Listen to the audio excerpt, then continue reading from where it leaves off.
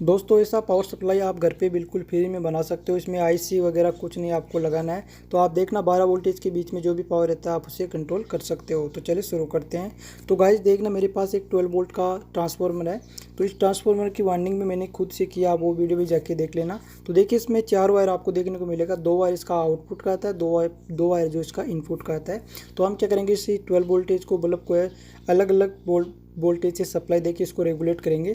तो देखिए आपके पास एक स्विच होना चाहिए। ये मेरे पास एक रेगुलेटर का स्विच है, लेकिन आपको देखना ये वाला स्विच ही लेना है। इसमें आप कोई सा दूसरा भी स्विच आप ले सकते हो। तो गाइस देखिए हम क्या करेंगे, इसमें डायरेक्ट ऐसे कनेक्शन करेंगे और इसको कंट्रोल करेंगे। इसमें कोई सा भी ट्रांजिस्टर वगैरह हम इसमें यूज नहीं करेंगे। और ये जो सप्लाई बनेगी ये लाइफ टाइम तक चलेगी, ये किसी भी चीज़ से ख़राब भी नहीं होगा। तो देखिए कैसे आपको तैयार करना है। तो सबसे पहले आपको क्या करना है, ट्रांसफार्मर को खोल लेना है। तो चलो मैं ट्रांसफार्मर को खोल लेता हूँ। तो देखना गाइज मैंने सभी ब्लेडों को हटा दिया है। अब इसका आप ऊपर का जो पेपर आता है ये आपको हटा लेना है। तो ये सप्लाई आप मिनटों में घर पे बना सकते हो और किसी भी डिवाइस को मतलब ये जो सप्लाई है आप कनेक्ट करके सप्लाई दे सकते हो, कोई भी दिक्कत नहीं होने वाली है। तो देखिए इस वीडियो को आपको थोड़ा सा ध्यान से देख लेना, क्योंकि ये वीडियो बहुत ही अच्छा होने वाला है। तो देखना गाइज इसके मैंने पिछले वीडियो में जो मैंने इस ट्रांसफार्मर की वार्निंग की है वो वीडियो भी जाके आप देख लेना, आप ऐसा वार्निंग कर सकते हो। तो गाइज देखिए आपको सबसे पहले इसमें समझना होगा कि इसका जो ऊपर का टन है ये आपको मतलब गिनना है कि इसमें कितना टन इसमें डाला हुआ है। ठीक है, ये कितना इसमें राउंड लगा है। तो इसमें मैंने 120 राउंड लगाया है।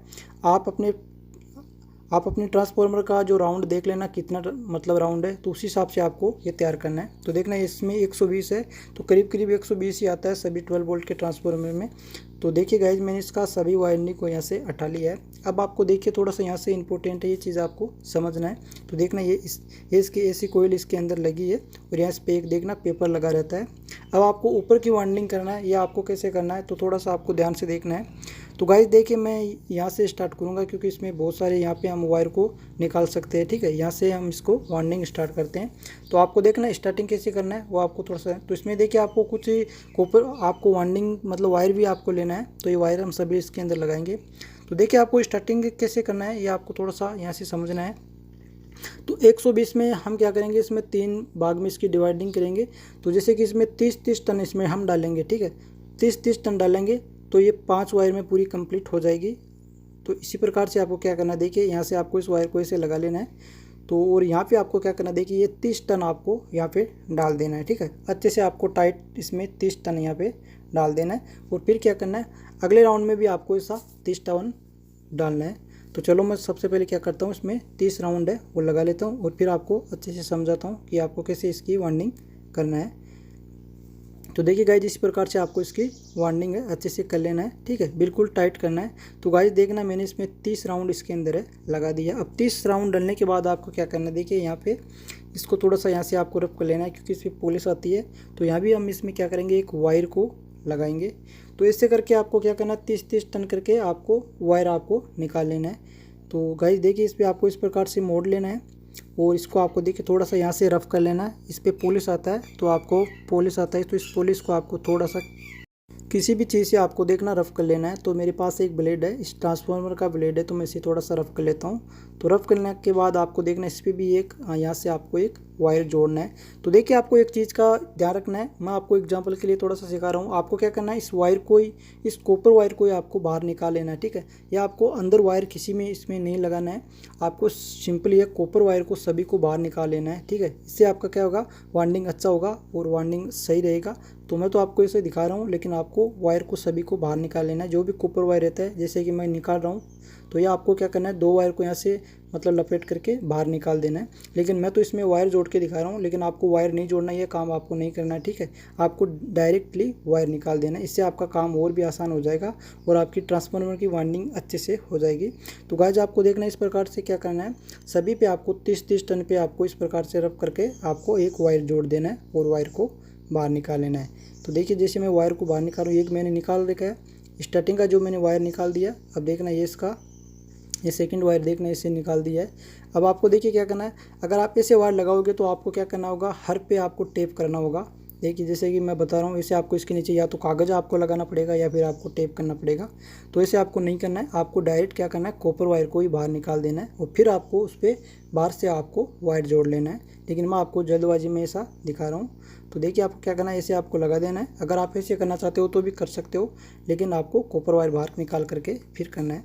या अब आपको क्या करना है, इस पर भी आपको देखना 30 राउंड डाल लेना है। तो आपको सभी कर करके आपको क्या करना है, 30 राउंड इसके अंदर डाल लेना है। तो चलो मैं ये भी यहाँ पे 30 राउंड डाल लेता हूँ। तो गाइज में देखना सभी पे 30 राउंड करके डाल दिया। ये दोनों स्टार्टिंग का और ये इसका रनिंग वायर है, ठीक है। और बाकी जो इसमें 3 वायर है, से ये 30 टन पे डाला है।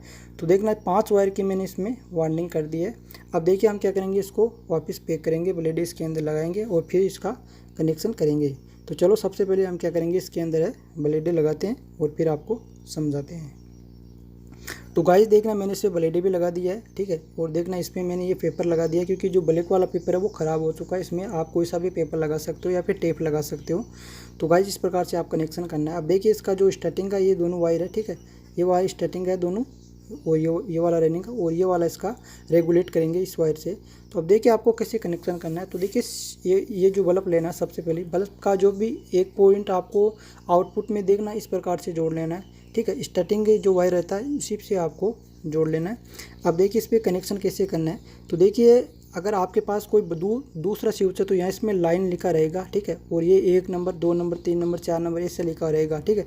तो जो लाइन लिखा रहता है उसी पे आपको क्या करना है, ये वायर आपको स्टार्टिंग से जोड़ना है। तो देखिए जैसे लाइन रहता है लिखे, तो आपको देखना आउटपुट का वायर आपको देखना इस लाइन वाले पे जोड़ लेना है, ठीक है। जो भी आप चीज़ में सप्लाई दे रहे हो उसी हिसाब से आपको यहाँ पे एल लिखा रहता है, उसी से आपको सप्लाई से जोड़ना है, ठीक है। फिर जो वायर रहते हैं, बचे हुए जो वायर रहते हैं, जैसे कि ये जो हमारा ब्लू वायर हो गया या ये जो रेड वायर हो गया, ठीक है, ये वायर आपको कैसे जोड़ना है, जैसे कि ये वाला जोड़ना है, ये आपको 1 नंबर में जोड़ देना है। और दूसरा जो रेड वाला है ये आपको 2 नंबर में जोड़ना है। और जो ग्रीन सा वायर है ये भी आपको इसी प्रकार से सभी वायर आपको एक से जितना भी आप सप्लाई बनाते हो उसी हिसाब से सभी पे वायर को जोड़ देना है, ठीक है। तो देखना ये जो मैं 3 नंबर पे जोड़ रहा हूँ। तो देखना इस स्विच पे ऐसा लिखा नहीं रहता है, लेकिन जो आपके पास अगर कोई भी स्टेबलाइजर का स्विच है तो उस पर लिखा रहेगा, या फिर कूलर का भी अगर आपके पास स्विच है तो उस पर आपको 1 नंबर से लेकर 4 नंबर तक देखने को मिलेगा और लाइन का ऑप्शन भी दिखा। तो ये गाइस देखना दोनों सेम है। तो हम क्या करेंगे, आगे वाले पे जोड़ देंगे। तो बस आपको देखना ये काम करना है, आपकी सप्लाई बनकर तैयार हो जाएगी और आप किसी भी डिवाइस में इसको सप्लाई को दे सकते हो। लेकिन आपको एक चीज़ का जरूर ध्यान रखना है, आपको एक बार मल्टीमीटर से आपको इसका वोल्टेज जरूर चेक कर लेना है, ठीक है। ये तो मैं आपको एक इंडिकेट करके दिखा रहा हूँ। ये जो डिवाइस है जो मैंने बनाया है, तो ये एक डीसी फैन के लिए बहुत अच्छा रहेगा कि अगर आपके पास कोई मोटर है 12 वोल्ट का तो आप उसको सप्लाई देके उसको फ़ैन बना सकते हो और फैन को जितना चाहो आप उतना उसको चला सकते हो। तो उसी में तो ये काम करेगा। बाकी अगर आपके पास कोई डिवाइस है, अगर आप उसमें सप्लाई देने की कोशिश करते हो तो वो थोड़ा सा डिफरेंट है। तो उसे एक बार आपको मल्टीमीटर से उसका वोल्टेज चेक कर लेना है और फिर आपको सप्लाई देना है, क्योंकि इसमें थोड़ा 19-20 हो सकता है पावर का, क्योंकि इसमें कोई फिक्स नहीं रहता है। लेकिन आपको मल्टीमीटर से वोल्टेज चेक करके आपको किसी भी डिवाइस के अंदर सप्लाई देना है, ये चीज़ आपको ध्यान रखना है। तो गाइस देखना मैंने सभी कंप्लीट इसका कनेक्शन कर दिया है। अब देखिए मैं आपको चेक करके दिखाऊंगा क्योंकि ये काम करता है या फिर नहीं करता है। तो चेक करने के लिए गाइस मैं इलेक्ट्रिक बोल्ट को ले आता हूँ और फिर आपको देखिए चेक करके दिखाता हूँ। तो देखिए गाइस ये मेरे पास एक इलेक्ट्रिक बोल्ट है, तो मैं इसमें लगाता हूँ। तो गाइस देखना मैंने सप्लाई को यहाँ पे कनेक्ट कर दिया ट्रांसफार्मर की। तो देखना ये बल्ब यहाँ से ऑन है, तो मैं देखना एक बार इसको ऑफ कर देता हूँ।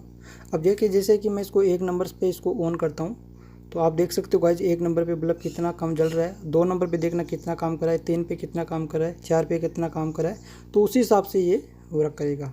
तो आप देखना डायरेक्ट अगर आप किसी भी चीज़ में सप्लाई देने की कोशिश करते हो तो उसमें फिक्स नहीं है, तो आपको एक बार ज़रूर चेक कर लेना है। बाकी देखना इस प्रकार से आप है किसी भी चीज़ को है रेगुलेट के तौर पे देखिए ये काम करता है। तो इस प्रकार से आप वोल्टेज को घटा भी सकते हो और बढ़ा भी सकते हो। बाकी आपका कोई भी ट्रांजिस्टर इसमें नहीं लगेगा, कोई भी रेजिस्टेंस वगैरह नहीं लगेगा। और बाकी अगर आपको इसका प्लस वोल्टेज जैसे कि इसका आपको आउटपुट निकालना है जैसे प्लस और माइनस का, तो आपको देखना ब्रिज डायोड आपको ऐसा बना लेना है और इसमें आपको देखिए ये जो सप्लाई है ये आपको कनेक्ट कर देना है। कनेक्ट करने के बाद आपको इसका जो प्लस माइनस है वो आप ले सकते हो। तो देखना ये वाला इसका प्लस है और ये वाला माइनस, तो इसे आपको प्लस माइनस का आप इसे यूज़ कर सकते हो। लेकिन किसी भी डिवाइस में सप्लाई देने से पहले आपको वोल्टेज ज़रूर चेक कर लेना है, क्योंकि मैंने तो ये आपके लिए एक मतलब रेगुलेट के लिए बनाया है।